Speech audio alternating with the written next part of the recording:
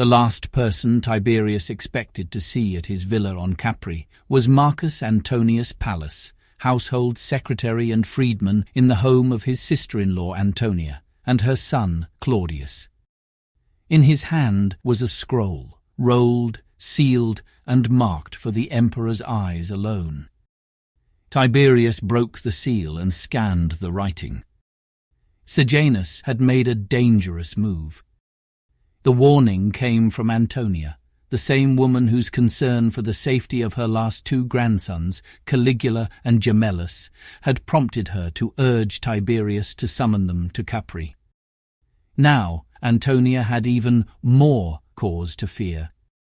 Sejanus had married her daughter, Livilla, and he had done so without the consent of Tiberius, the undisputed head of the imperial household, and Livilla's legal paterfamilias. No longer could the marriage alliances negotiated by Sejanus, his daughter to her late grandson Drusillus, and his sister to her son Claudius, be viewed as efforts to strengthen the house of Germanicus, which remained aligned with the emperor. They now appeared as something else entirely, the foundation of an independent dynasty centered around Sejanus himself.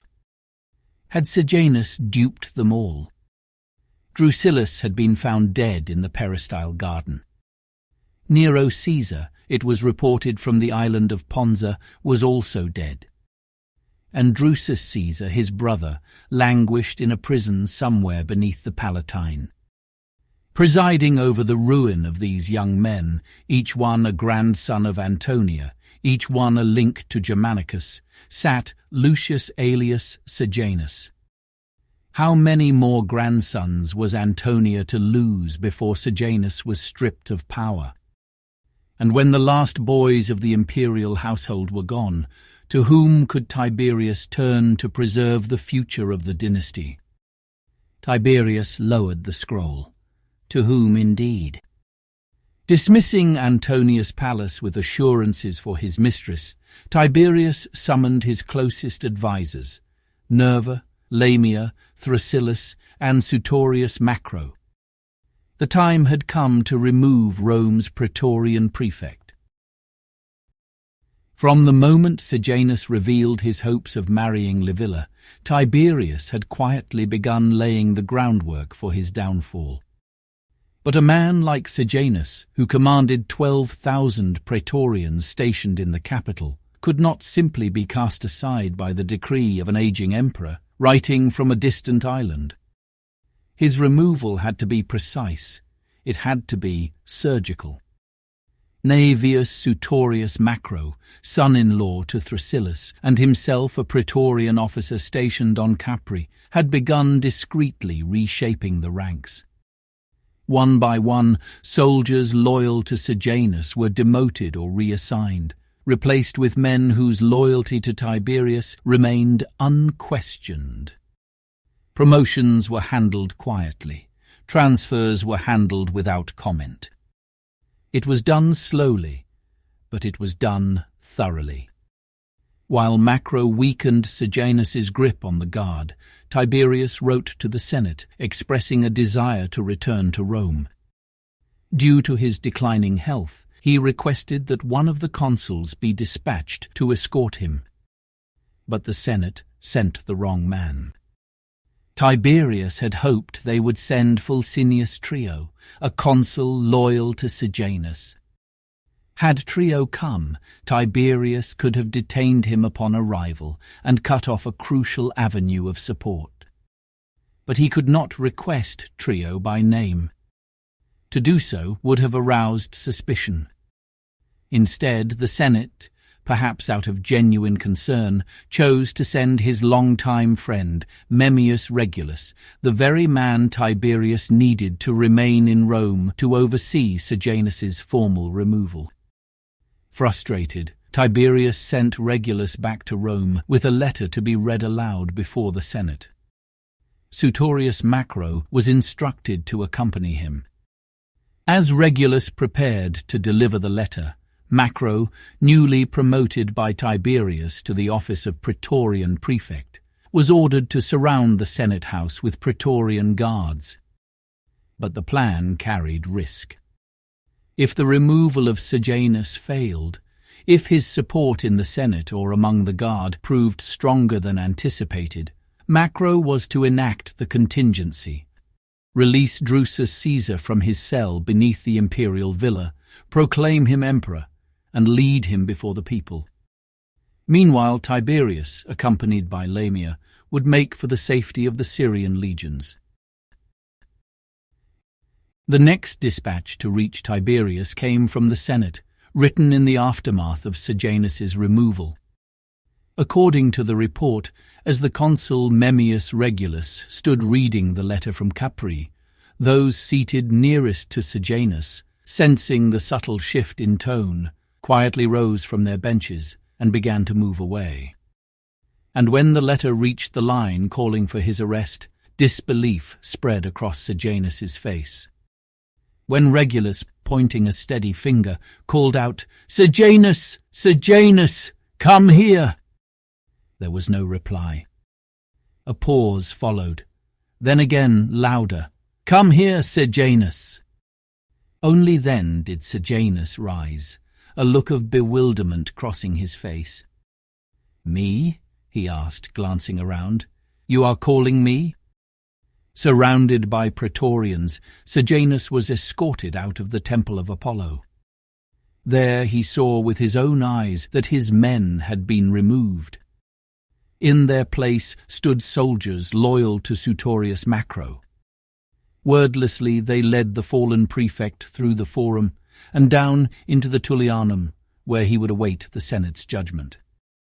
But the senators were uncertain how to proceed. News of Sejanus's downfall spread swiftly through the city. The people, angry over his persecution of the house of Germanicus and the descendants of Marcus Agrippa, began to gather. Above the growing noise came cries for his head. As Sejanus waited in his cell and the shouts from the streets grew louder, the Senate convened a second time that day, this time in the Temple of Concordia, the goddess of harmony and unity. Inside, the senators argued. The nobility, who had long tolerated Sejanus only as a gesture of loyalty to Tiberius, were now eager to bring him down the moment the emperor's protection was withdrawn.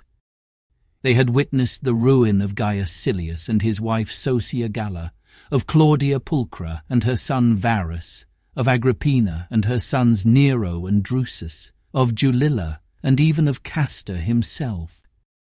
If Sejanus was not removed, which of them would next be dragged into a treason trial by Fulcinius Trio or Domitius Afer, both puppets of Sejanus? But for the equestrian senators, the decision did not come as easily. Many had risen through the good offices of Sejanus, and his fall placed them in a precarious position. Yet each man recognized the truth. Tiberius's letter, beginning in praise and ending in condemnation, had been a test. A line drawn in ink forcing every senator to choose a side. With the nobility falling swiftly in line behind the emperor's will, the equestrians had little choice but to follow. And so the Senate condemned Lucius Aelius Sejanus to death. Nor would there be a 10-day waiting period. That safeguard applied only to those condemned by the Senate, allowing time for the emperor to intervene or commute the sentence. But Sejanus had not been formally charged by the Senate. His crime had been named in Tiberius's own letter, treason, for entering the imperial family without consent. The verdict had already been delivered by the emperor himself. And so, before the end of the day on October 18th, under the Lex Julia de Maestate, Lucius Aelius Sejanus was strangled within the Tullianum. His lifeless body was then surrendered to the mob, who dragged it through the streets of Rome, venting their fury upon it in every imaginable way. At last, his remains were cast down the Gemonian stairs, left to rot in the open air, eyes unseeing, beneath the Roman night. The third letter to reach Tiberius on the island of Capri was the most unexpected and the most shocking. It arrived just days after the death of Sejanus, and it bore the name of Apicata, his former wife, whom he had divorced years earlier, when his ambitions had turned toward a dynastic match within the imperial family. With his brow furrowed, Tiberius cracked the seal and began to read. To Tiberius Caesar, Imperator and father of the nation. I write this not to beg for mercy. I have no need of mercy. For my children are dead, killed not for what they did, but for whom they were born to. They died screaming, hunted for the blood of a man who had long since cast me aside. Why must Rome's treason laws extend to children? What crime had they committed? My son, not yet a man, was forced into his toga virilis by the soldiers, who held a mock ceremony, recognizing him as a citizen, before driving a gladius into his heart. And my young daughter, still a virgin, cried to the soldiers, promising that whatever it was she had done, she would never do it again, if only they would not punish her. But, as you well know, the law of Rome forbids the execution of a virgin, lest ruin be brought upon the empire. So those men, hardened soldiers, forced my little girl into a room. When they emerged, she was slain, and today the empire still stands. No mother should be expected to live the rest of her life haunted by the memory of her children's brutal murders. And so, by the time you receive this letter, I will have joined them in the Elysian fields. But before I go, I will lay bare the secrets of your own house. Your son, Castor, died no natural death. He was murdered by his wife, Livilla. The plot was conceived by Sejanus, and the poisons were prepared by Castor's physician, Eudemus. But it was Livilla who administered them, disguised as purgatives, feeding him little by little, day by day, until his body weakened and he could no longer resist. This is all I have left to offer. May you judge them as you judged my children. The gods will weigh my truth. With cold anger rising, Tiberius set the letter down. His face remained frozen, his movements mechanical, as he penned a letter to his sister-in-law, Antonia. The physician Eudemus was to be tortured until he confessed, and then executed. For the sake of familial harmony, however, Tiberius did not order the death of Livilla. Instead, he placed her in the custody of her mother, who locked her in a room, never again to open the door. 8 days after the death of Sejanus, Livilla died of starvation.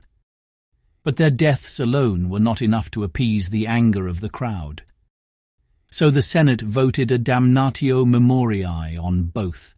Every statue, every image, every record bearing the name of Sejanus was destroyed. Busts featuring either Sejanus or Livilla were confiscated and smashed beyond recognition. With no image of Lucius Aelius Sejanus or Claudia Livia to survive, Rome's future would not remember them. Their memories would be erased, as though they had never lived, never married, and never betrayed the house of Caesar.